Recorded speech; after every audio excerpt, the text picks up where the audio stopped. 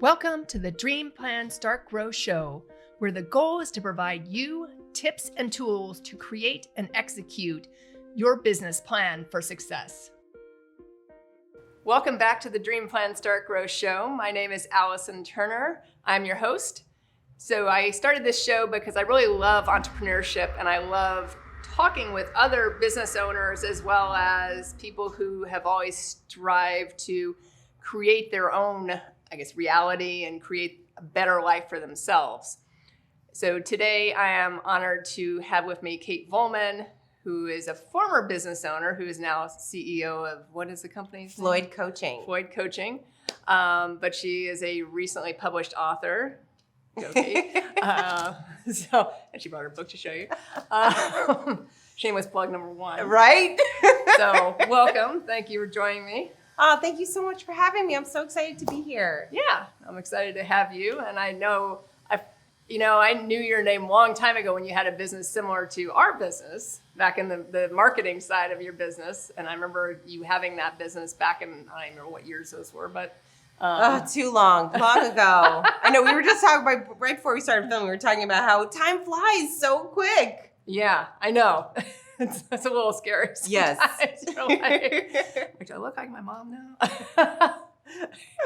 Oh my gosh. But so what got you interested in entrepreneurship to begin with? Because I know when you started that business, before I guess you had worked for the chamber, one of the chambers, was that Boca Chamber? Yeah, the Boca Chamber. I was at the Boca Chamber for about 8 years. And when I was there, I was surrounded by business owners and entrepreneurs and people that were doing incredible things in the community. And so that's where I learned. That's where I just fell in love with entrepreneurship. I fell in love with business. And I had such a great opportunity because my role at the time, I had multiple roles while I was there, but one of the roles that I had was to develop programming for entrepreneurs. So I was constantly talking to them. What did they need? What were their challenges? And so I got to create all these really incredible programs. So I feel like I was doing program development for entrepreneurs, even though I wasn't one myself. But I learned so much about business and it was just such a great experience. So did you go from there to starting your own business at that point, or did you transition a different way? So really what happened was I went, if you want the truth, I went from there to, I did have a business and I started a business with a partner. And we did that for only probably about a year. And I realized that I really enjoyed the chamber. So I actually ended up going back to the chamber. And then from the chamber, I went and took a role as the marketing director for the City of West Palm Beach Community Redevelopment Agency. And then while I was there, I really fell in love with marketing. And I was still involved in business, right? Because I was working with merchants. And so then I started the marketing company. So that was kind of my second business. The first one I had a partner, then I had a second business. And I had 2 partners for this business. And so, yeah, lots of learning along the way. Yeah, how was it with a partner? It was interesting. I learned a lot about partnerships. That's a neutral way of saying it. Interesting. It was interesting. No, I learned a lot about partnerships, and I learned going into a partnership how people kind of navigate through that space. Obviously, if you talk to anybody that has a partnership, there's good and there's bad, and there's things that you have to work through. But I think one of the things that I learned the most out of all the partnerships that I've had is to find people that have a different skill set than you do. You kind of have that same vision, but they contribute different things to the table, right? And so I think when I was much younger, I was like, oh, I want to get into business with my friend because it just was fun.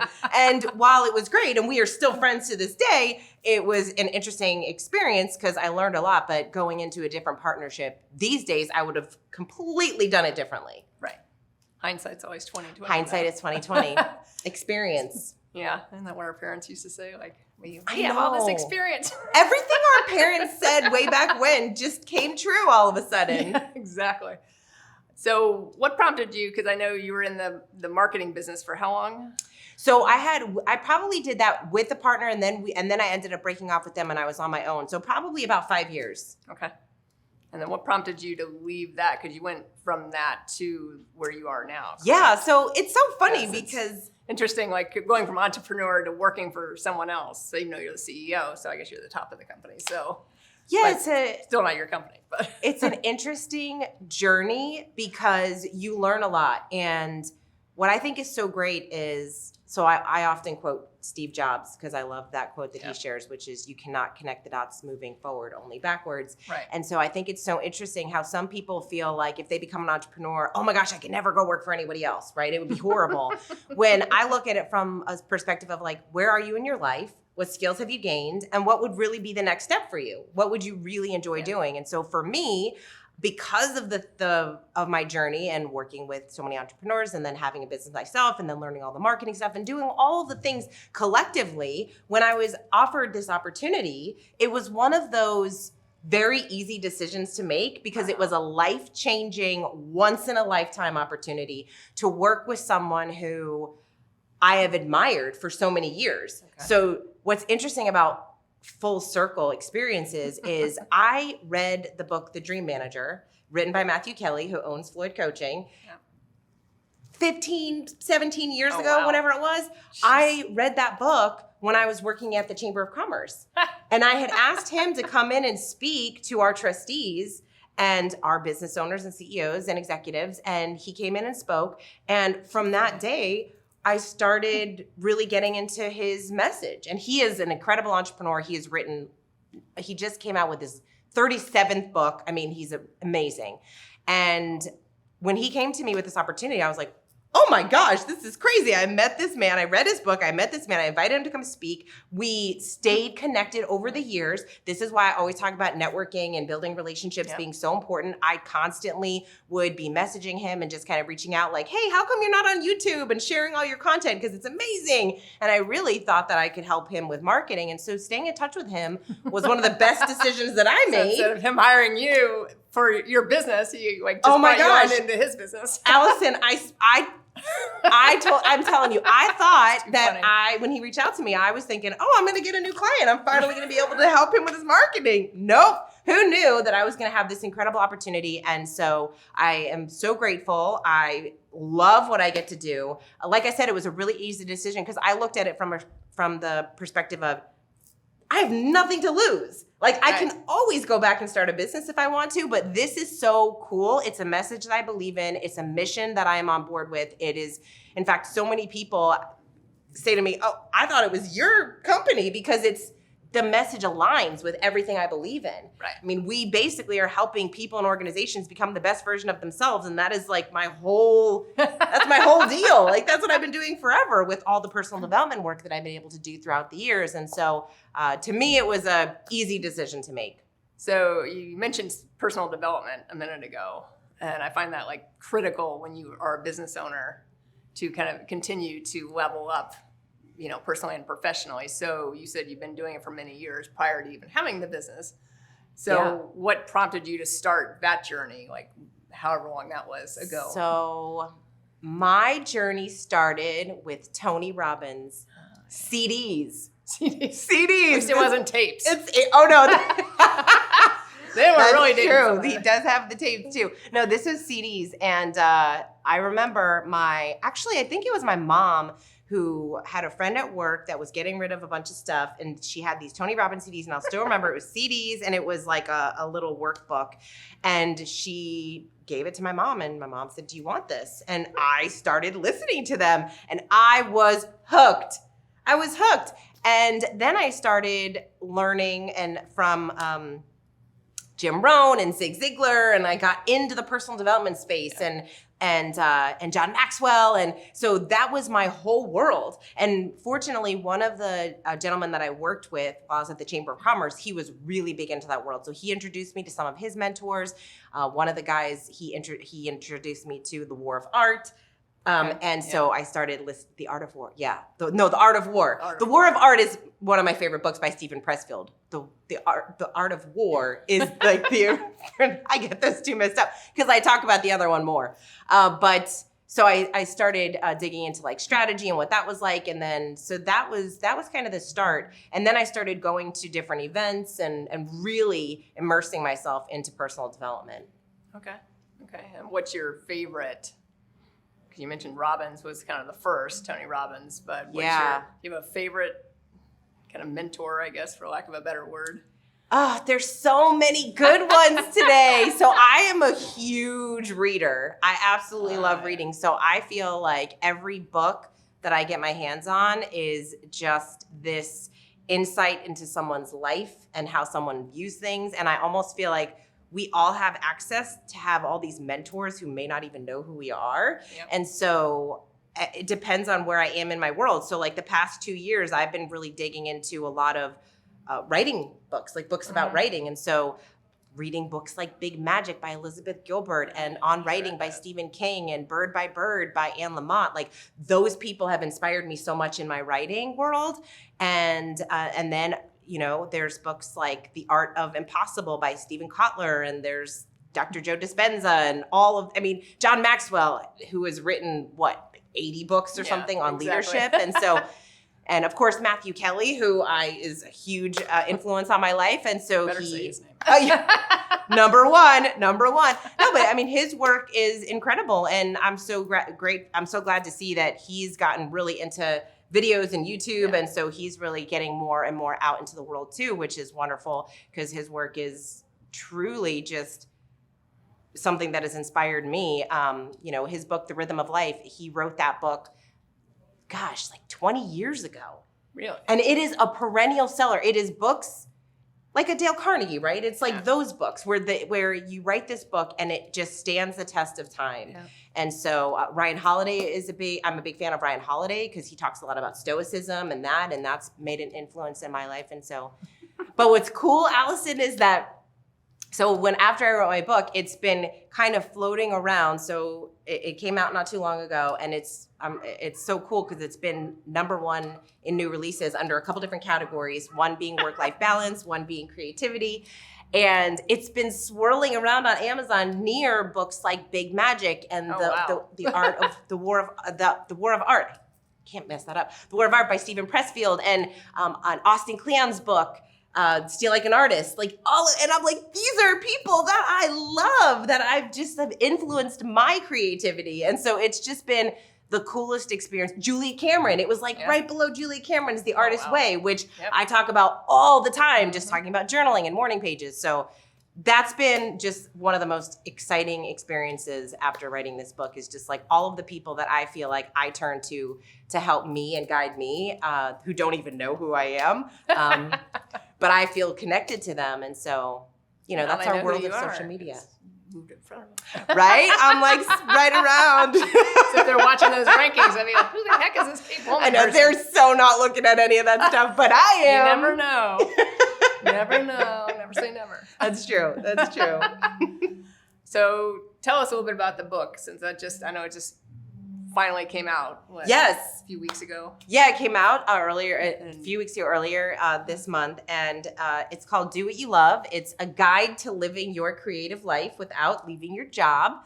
Okay. And in the book, I share the 7 myths stopping people from pursuing their passion projects and dreams.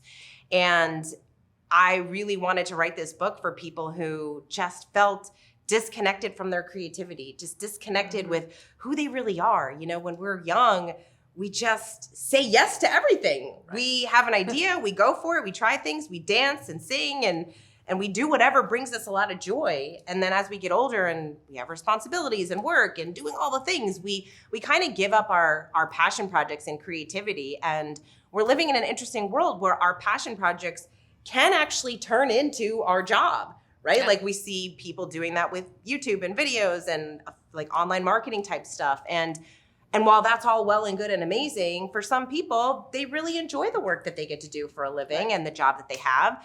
And they just want to express themselves through doing a podcast or doing some videos or art, painting, crafting, photography, things like that. Like you don't need to become a professional photographer in order to break out the camera and start to learn a new craft. Or play the piano, right? And so, like poetry, like I love writing poetry. I'm not planning on being a poet and earn a living from doing it, at least at this point in my life.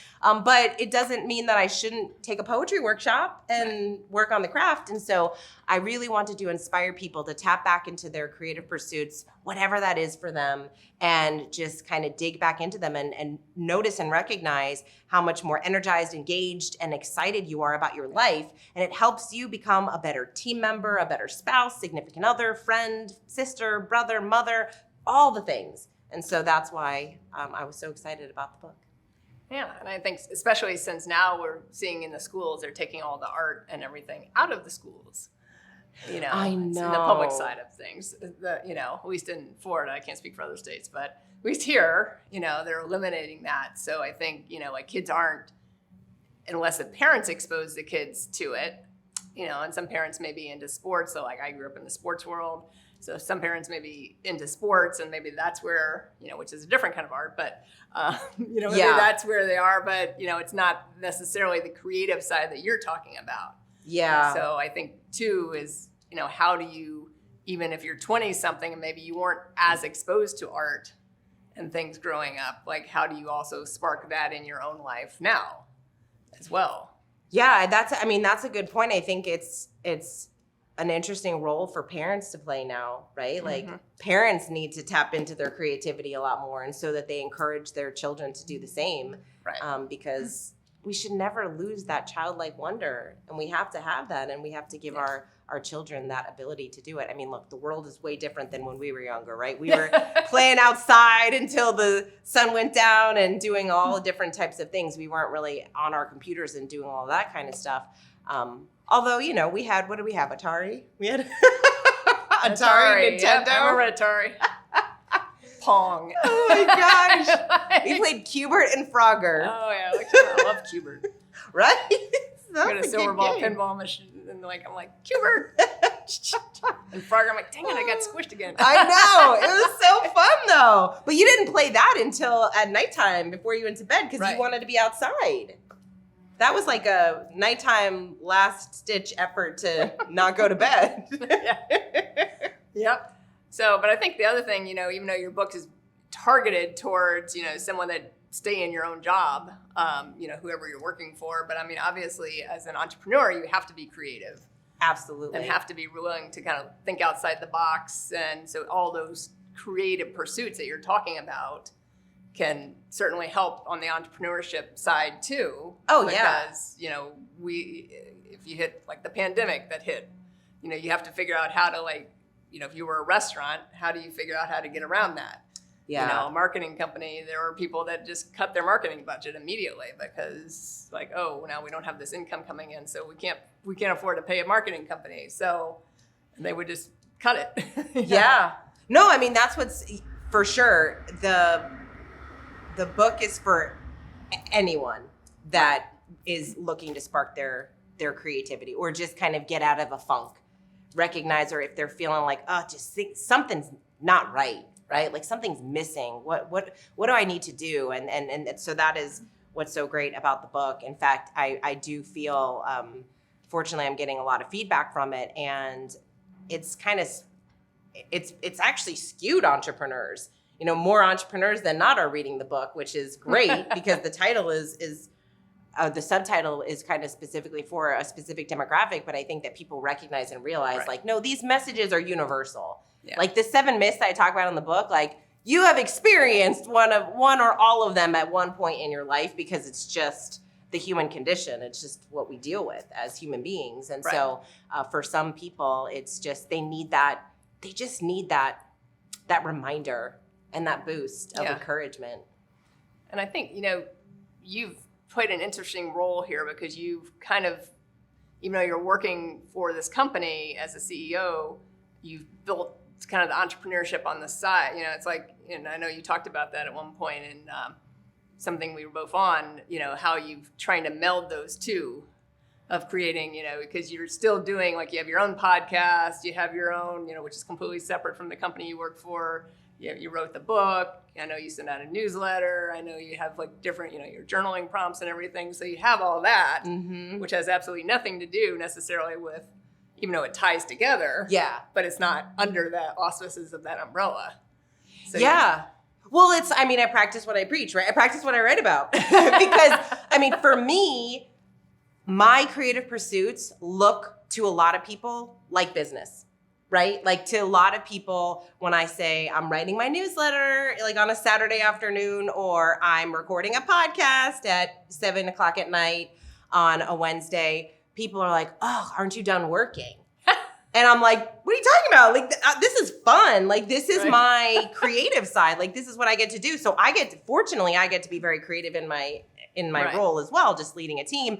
But in the other work that I get to do, like for me, it's that. For someone else, it's going and taking a dance class. It's going in to do pottery. Like I have a friend of mine who does pottery every Wednesday, and it's like one of his favorite parts of the week is to go in and do the pottery. So but for me, that's how I feel when I'm writing my newsletter and doing the podcast and doing some videos and stuff on my YouTube channel. And we were just talking about that before we started recording. I was like, I don't even know who's like watching these videos, but I enjoy putting them out, and I think that it puts some goodness out into the world. And if even I get one comment on them, to me, it's like, oh, that's awesome that they resonated with it. But I do it. In fact, I love Seth Godin. I follow Seth Godin, who is an incredible entrepreneur and just creator. And I will never forget, like years ago, he said, I think everyone should have a blog, like a daily blog. Yeah. Everyone should blog every day. And what was interesting is like, we all experience things every day. We all have ideas every day. We all have different thoughts. And if we started noticing a little bit more about how we're thinking, feeling, going through life, we all have something interesting to share every day. Right. And so and for some people, they want to talk about it, and for other people, they don't. But I always thought that was like an interesting way to think about it, is that if you wrote every day, that's why I love journaling. I'm not blogging about it, but I thought it was interesting because something that you are going through or feeling, somebody else feels that same way. And if you started blogging about it and talking about it, at some point, some of those people are going to find you and be like, oh my gosh, she's speaking directly to me. Right. And so I think it's really fun. And so for me, it looks a little bit more like business. It's just that those happen to be my creative pursuits. I also am really big into health and fitness. So like health and fitness and working out and then business are like the loves of my life. I like those are the two things that I really enjoy working on and spending a lot of time on. And so that's why I think it's so important to be in touch with your own self too, because I have a lot of friends and even family who they don't understand, right? To them, it's work. To me, it's creativity, it's fun, it's passion, it's kind of like I feel when I'm done writing something or doing a video or writing a poem or anything, like to me, I'm just so pumped. Yeah. And I want everyone to feel so pumped, whatever that is for you. Like that's what it's about. Right. Right. And I think it's, celebrating those little things. And that's one of my like biggest weaknesses, I know, of celebrating the little things. So I'm like, you know what? You live streamed today, so maybe it was 8 minutes, but I wouldn't have done this 2 years ago. So Allison, 8 minutes. Do you know somebody watching is like 8 minutes? I couldn't do 30 seconds. Like live streaming, just talking about something for 8 minutes, that's a long time. Right. But that's what I'm saying is like, I tend to think, I tend to look at big things. So I was an athlete growing up. So, it was those bigger milestones versus like the little things that got you to the bigger milestones. So, I've had to learn to figure out, okay, you know what? You wouldn't have live streamed 2 years ago because I wouldn't even have stepped foot in front of this video camera right here doing this, and this isn't even live stream. But I wouldn't have done this at all. So for me, it's okay. Now celebrate that, and then great if someone like commented on it, even better. If someone actually watched it or watched the replay of it. It's better. It's growth. Like that is what we want as human beings. We want to grow. Right. If we see progress, like we were just talking about perfectionism, right? Like so many people deal with perfectionism. It's not about perfection. It's not about making it perfect and looking a certain way. It's about the process. Yeah. And you're going through this huge process, and think about where you're going to be a year from now. You're going to be even more comfortable. You're going to be doing even more stuff on camera. You're going to be live streaming for 30 minutes and feeling like, that was a breeze, right? Like that's because you're building that muscle. You're building that creativity muscle. And so we have to be okay and comfortable with mediocre and putting out mediocre work. No one strives for mediocrity, right? That's not a fun place to be. No, I do not. But, but we have to recognize and realize, like, sometimes we have to to be mediocre and put out mediocre work in order for us to get better and to grow. And we look at that with anyone that we're following, right? Like any of the people that we follow online, if you go back and look at their very first YouTube video, podcast, article, book, whatever, it's not the best. No. It's their lighting's probably off. They're probably flubbing through their words. And so we have to remember that everyone's at a very different phase and place. Everyone has different skill sets. Everyone has different experiences. And that's why it's so important for us to be able to draw from our own experiences, be really real with ourselves around what we want. Yep. And those passion projects that we maybe aren't doing or are doing that we could get rid of, or the things that we need to add in our life. And so we need to look at both of those things. No, so true. I'm going to shift gears for a second. You mentioned health and fitness, and that's one of my big passions. It's health and fitness. And I really believe that, optimizing your health, because to me, health is wealth. So if you don't have that, you really you can't do anything else to the optimal level if you're feeling shitty. Excuse me. But it's my podcast, so I can say it. But if you're not feeling good, then and don't have the energy, then you're not going to do anything else, whether you're owning a business, whether you're working for someone else, whether you're trying to do something creative, you're just not going to do it at the same level. Yeah. So it sounds like that was that's been a journey throughout your whole life. Yeah. So like you, I was an athlete in high school, thanks to my mom. Thanks to my mom for pushing me to play basketball. I did not want to play. I was like, no, I'm not doing this. And she pushed me to do it. And I'm so grateful because I became an athlete. I played basketball. I was on the track team. I did swimming. I was a high jumper. And but she pushed me. And so obviously sports invites us to a whole different array of skill sets and leadership and team building and all of that. And so I'm so grateful that she pushed me. I did not want to do it. I also started taking piano lessons, which I was definitely better at sports than I was at piano. So I stuck with that. But so thank you, Mom. And so I think that pushed me into sports and fitness. And then I was a lifeguard in college. And then I always thought I was healthy. I did not know until I was in my 20s when I hired a personal trainer. I was like, oh, like kashi bars and all that, those are not healthy foods. No. I didn't realize. And so I got a really interesting education on health and fitness from the trainer that I hired when I worked at the Chamber of Commerce, because then that is where I learned truly about the importance of whole foods. I grew up in a healthy home. We always had fruits and veggies and all those things, but I didn't realize what I was putting into my body and how I needed to take care of that in a different way. And so I learned a lot about that through the trainer. So that was probably when I was around 25, 26. Yeah. So since then, I have just been, and I've kind of always been someone who works out early in the morning, but before work and stuff. But now, for probably 2 decades now, it's I wake up early in the morning, I do my workout. I'm very cautious of clean eating and what that looks like and feels like, and how much better I feel when I am doing those things. And like you said, what you said is so true, and we all know that it's true, because think about the last time you were so sick. You did not think about anything other than being in bed, sleeping it off, and getting well. Yep. That is the only thing that mattered to you. Any other catastrophe that you could think would happen is non-existent. And all of a sudden, that's the only thing that matters to you. And so, but it's not, we don't feel that way when we're healthy, because we're everything's good. So, but we have to remember that, like you said, health is wealth. And so, health, I could talk about it all day long. I love it. I love pushing myself. I love finding new ways to push myself. In fact, I was just sharing with our group that I just recently got into Pilates. Because now I'm I feel like I'm super strong and Pilates should be easy. No, it is such a different experience in working out. And just like anything else in life, I think we can get really, really comfortable. And so I was getting really comfortable in my routine. I work out and I do the kind of the same thing every day. And all of a sudden I was like, all right, let's switch it up and do Pilates. And I was like, oh my gosh, I'm horrible at this. But it's really fun because I'm on day 10. Today was day 10.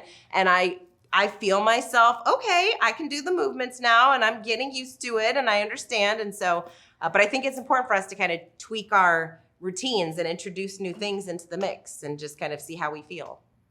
Yeah, and I think that's true. And I echo what you say with the eating, and although I'm not always good at that, I go through phases where I'm like, I just want to. I think everybody does.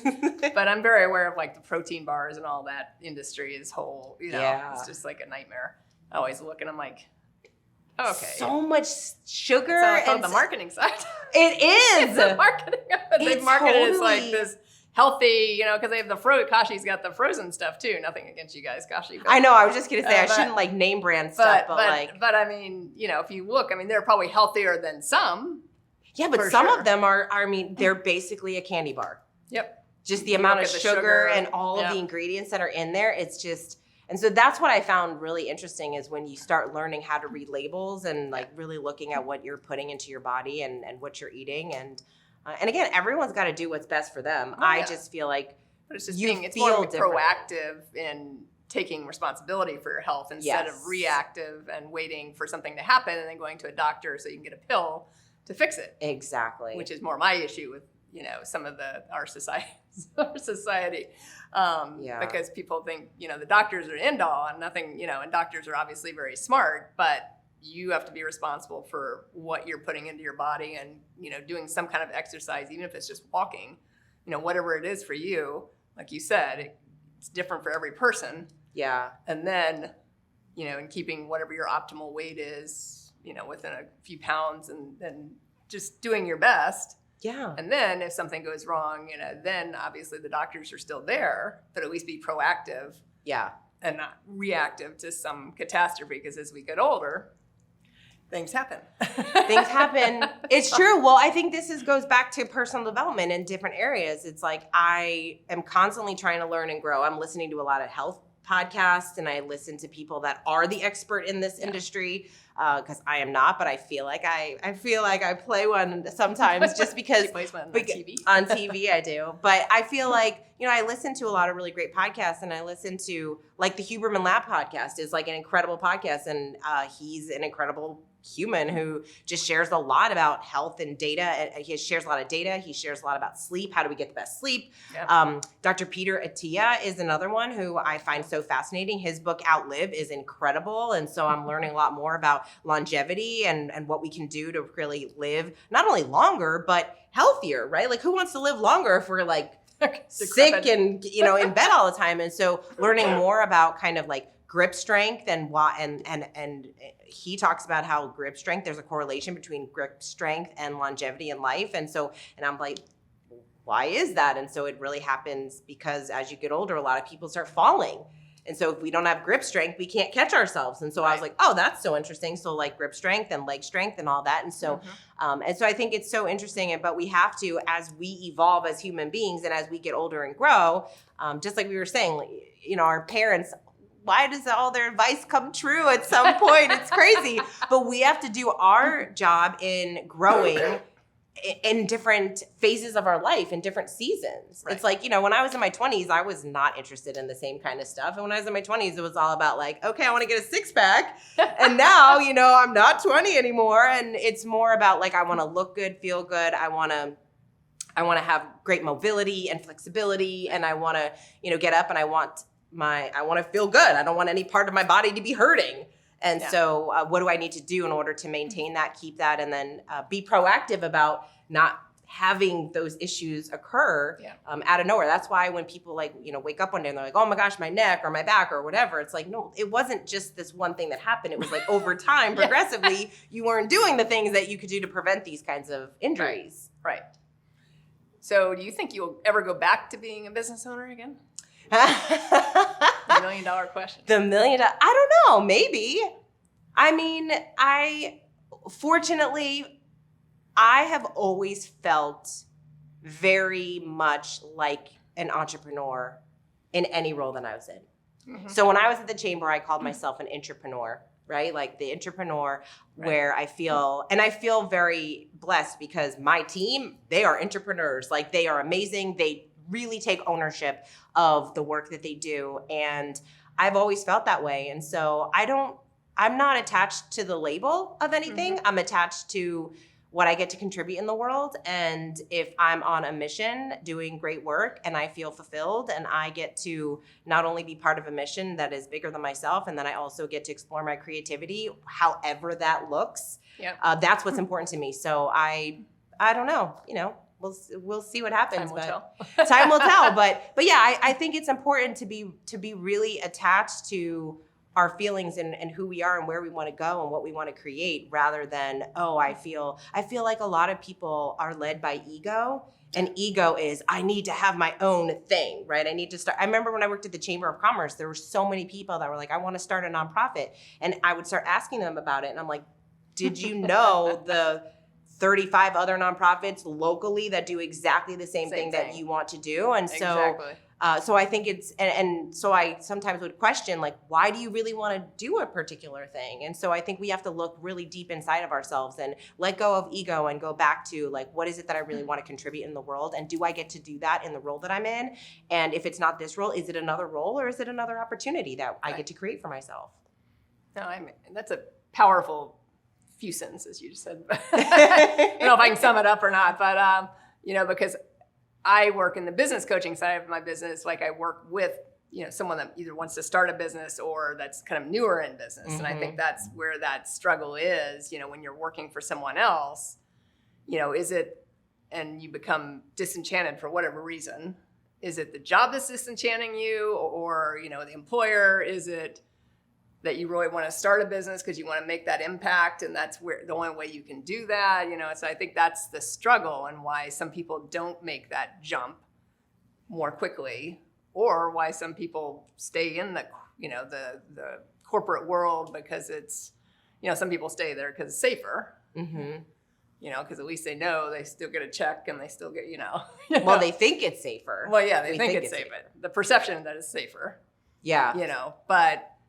And I think that's where how do you get past that? Like, if you were going to give someone a piece of advice there of like, hey, I'm struggling with possibly starting a business, especially since you're in the world of the coaching of the dream maker and, creating those dreams, so if someone came to you as a client and said, they're working for whoever, but yeah, you're training them on this philosophy, but they are talking about being their own business owner. So you would explore with them what that impact would be. Yeah, I actually worked with a client who was struggling with this for a little while, and he was in a very high position in the company, and he was not very happy doing it, and it just progressing, right? Like, we were talking a lot about his leadership, and so for probably a good 6 months, it was really around, I want to make this work. I really love this company, and I want to figure these pieces out. And so we were kind of going through a lot of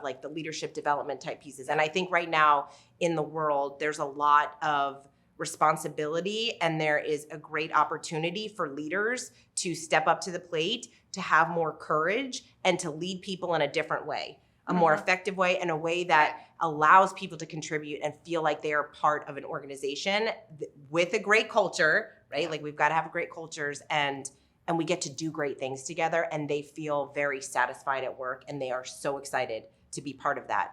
And then on the other side, obviously, some people, they do have this desire to go off and do something for themselves. And so when I was coaching this particular person, at some point we started having the conversation again, I don't know. I don't know. I'm feeling like I'm conflicted. And so we went through a lot of journaling exercises. A lot of my clients do journaling. Even the men who in the beginning are like, I'm not about journaling. I have coached so many men who at the beginning, they're like, I'm not journaling. And then towards the end, they're like, I journal. I'm like, did I give you a journaling prompt? And they're like, no, I just have been journaling every day now. And so it just warms my heart. But I would give him some journaling exercises to just kind of think through his thoughts, really get them out on paper. And so after doing that and kind of figuring out what would that look like, how much time would I need, being very strategic on what it would be. Did he want to start a new business on his own? Did he want to purchase a business? And so we walked through all of the different scenarios, all of the different things. And so he decided to, and they started networking and meeting different people that could introduce him to different businesses. And so he actually ended up buying a business and started on his own. And that was probably 2 years ago. I just reached out to him the other day, and he's like, life is amazing. I love it. I'm so happy I made this decision. And that's that. On the other hand, I had a similar situation with a guy, and he ended up leaving, and he went back to the company. Yeah. He went off on his own, and he decided that it just really wasn't what he thought it was going to be, right? Which happens too. And so I think it's interesting that what we all should do is allow ourselves to explore. I think that we should not make like rash decisions. I think we have to think through a lot of things. I know I've learned from my past in doing that in the business partnerships that I've had. I think that there were times in my life where I've gotten a little bit uncomfortable. I don't like being uncomfortable because who does? But I think it's important for us to get comfortable being uncomfortable and being in the messy middle of it all, and just like allowing things to settle and just make decisions based on all of the things that we want to consider before we go after something, right? Like, we're not making a decision to leave our job and go do something else when we are mad at our boss and things are not working out and we don't feel well and all these things are happening and our boyfriend just broke up with us and like we're like going through like all that is not when we make a decision like that. But if we really think through and give ourselves some time, then I feel like it gives us the best chance of doing the next thing in the most successful way possible. And of course, leaving with grace and never like burning a bridge, and obviously being able to stay friendly with whoever it is that you're working for. Yeah. Because you never know. Right. You just never know. Like, I feel so grateful that everyone that I've ever worked for in the past, like, we still have a great relationship. I still talk to them. Yep.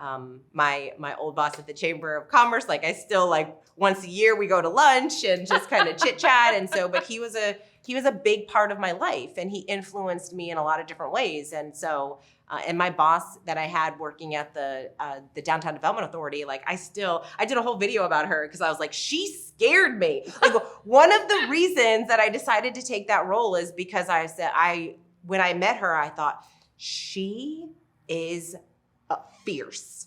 She is a fierce, courageous leader, and I want that.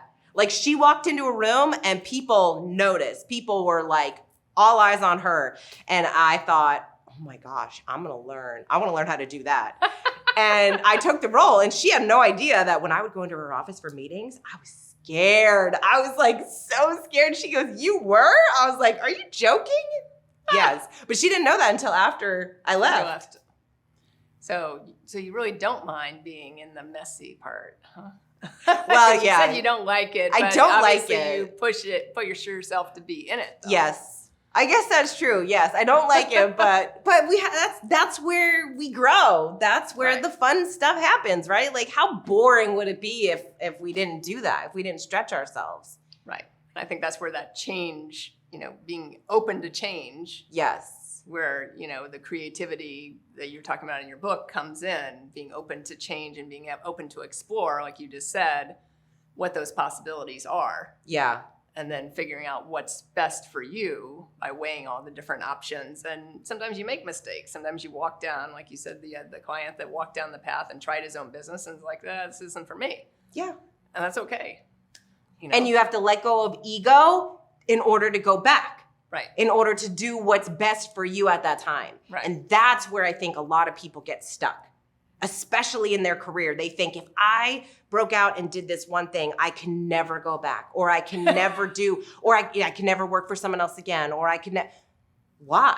Right. Like, why? Like, who's saying that? I mean, if you don't want to do it, then great, then figure out the next step. But I just think that a lot of people make decisions based on ego and based on what other people are going to think instead of what really matters, which is so funny because no one's thinking about you. Like, literally, like, we care so really cares. much. Well, I mean, they don't. Like, nobody is thinking about you. We spend so much time making decisions based on what other people are going to think of us, and they are not.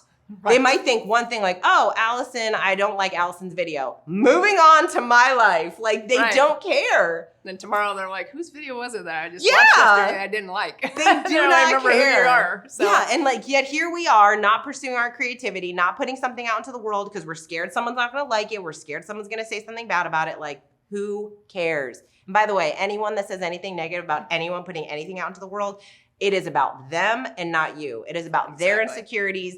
They are probably looking at people thinking, oh my gosh, they are pursuing their dreams and I don't have the courage to do the same. Right. So you're showing them they're showing them that piece of themselves and they don't want to look at it. No, don't want to deal with it. No. No, which is why they just, comment online. Right. Go behind the words. Yes. Sometimes anonymously. Yeah. The stalker people. Right? Oh, gosh. There's always one. Always someone out there online. So as we start to wind down, I always ask one question of all my guests, and that is, if you were going to give one tip to someone who wants to start a business, or maybe that's newer in business that you've kind of learned along the way that's helped accelerate whatever part of your career, what would that one tip be? One, just one. Just one. Oh, goodness. I would say to be very clear with what problem are you solving. In today's business world, I think it's this is not new, right? This is not anything that people haven't heard before, but because we have so much access and you can have so many different kinds of businesses and you can literally start a business tomorrow with almost no money. I think it's really important for people to remember, especially when they start, like, what is the problem that you're solving? Like, why would I want to hire you? And then kind of the caveat with that, because I'll sneak in too, sorry, is it's always one. Don't let what you can't do interfere with what you can do.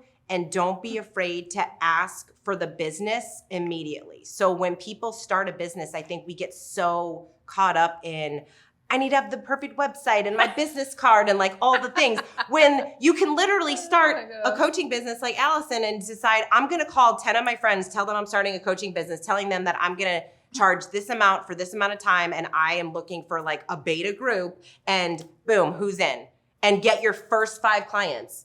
It's like we hide behind the glamorous side that we see in business, which is all of those things, right? And so I just had this happen to a friend of mine who actually did start a coaching company. After he sold his business, he sold 2 businesses. He is very qualified to be a business coach at this point in his life.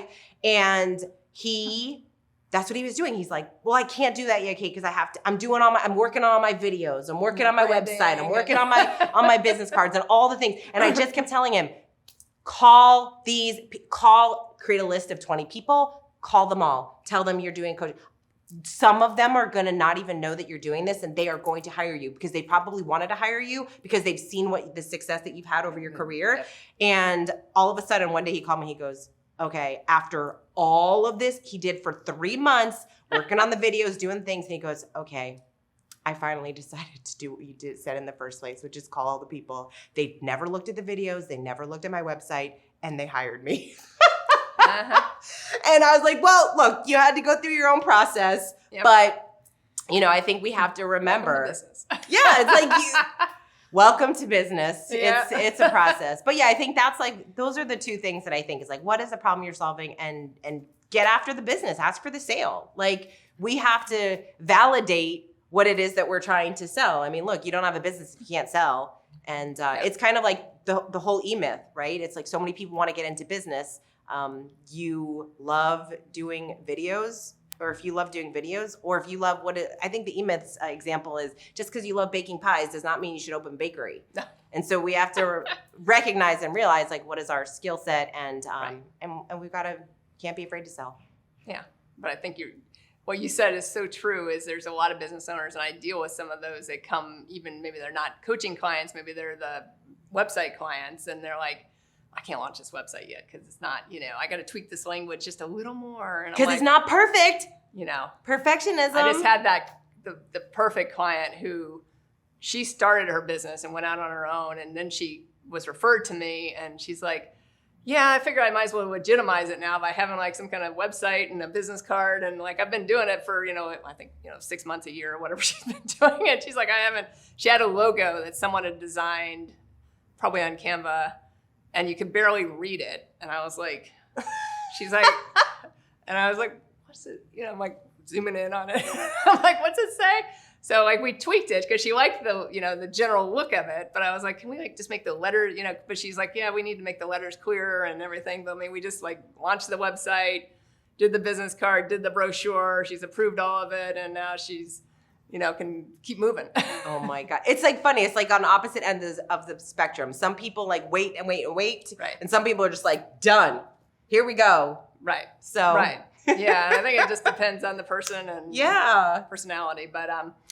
But if anyone wanted to get in touch with you or get a copy of your book, what's the best way to do that?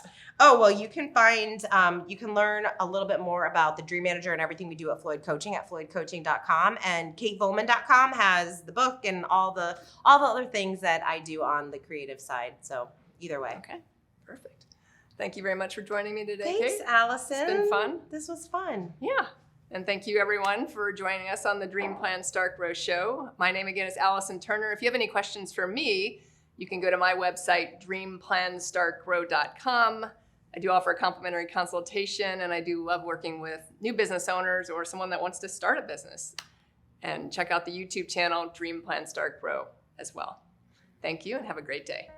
Thanks for tuning in to the Dream Plan Start Grow podcast with Allison Turner. If you like what you heard, make sure to subscribe and leave a review. Join our community by joining the Dream Plan Start Grow Facebook group, or for more resources, go to my website, theallisonturner.com.